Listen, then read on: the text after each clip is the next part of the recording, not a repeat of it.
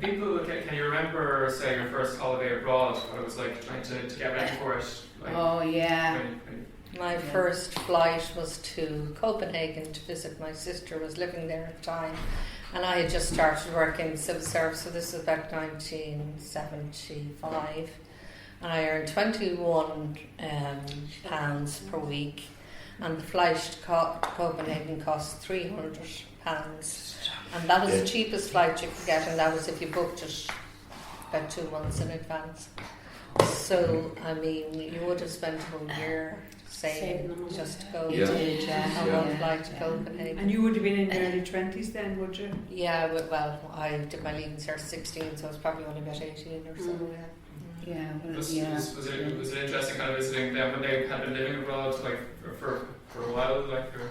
They'd been living abroad for a while. Yeah, they came home to get married, and they eventually came back then. So they only spent a few years there, but they would have gone across in the mid-70s. It was more they started travelling and they just wound up staying in Copenhagen. So they didn't emigrate long term. Well, my first trip was over to Switzerland. We were walking the mountains in Switzerland, so we had to get the train to Dún Laoghaire, get the boat to Holyhead, go on the train to London. We were meeting a group from the Hostel Association in London. We got on the train then to Dover.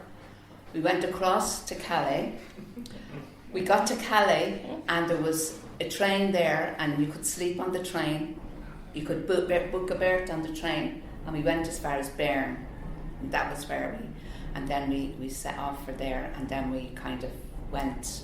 Did the train journey take longer than a day? It took a night. You got on it at night, so you slept. You slept on these. There was 4. Like I'm trying to imagine the train, how slow it was. Yeah. Was it just cold, do you think?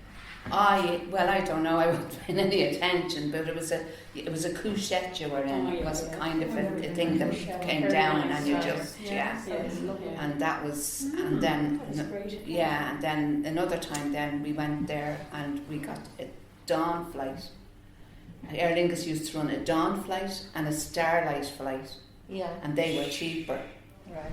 So one was first thing in the morning and one was late at night. And then another time we were going over to Norway, and we had to go there again. The bus, the thing out Dún Laoghaire, on the Holyhead, get on a train, go across that way to Crewe, right the way across to Newcastle.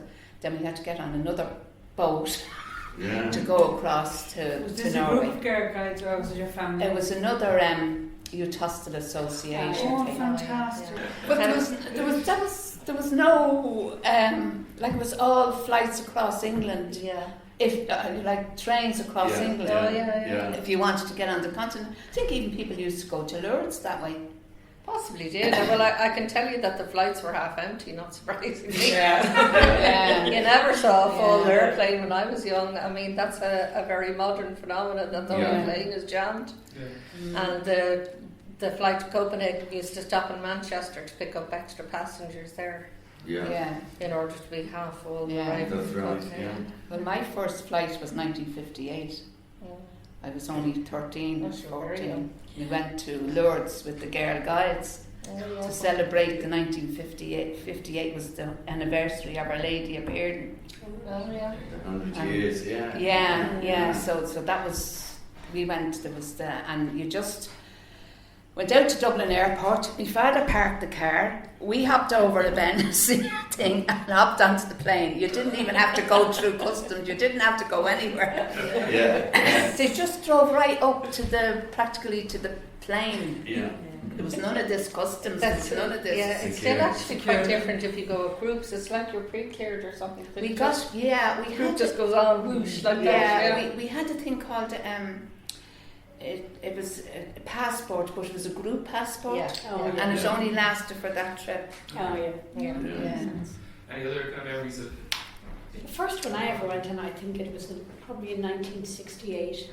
I'd only been working a year, and I went with 4 girls, and we went to a place called Lorette Mar.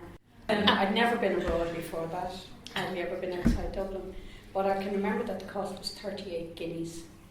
I mean, guinea was £1 and a shilling, I think. Yeah. And that was the price. And we went with a company called Joe Walsh Tours. They were great, weren't they? Yeah. And there were 4 of us, 4 young girls, like we were only about 17, 18, I think, together. And yeah, it was a very different experience, you know, totally different culture, and, you know, it really was. Being away from your parents, but I mean, girls at the time, we wouldn't have got up to anything that the young ones now get up to, you know. That's true. Drinking wasn't in No. the picture No. at all, No. good, bad or indifferent.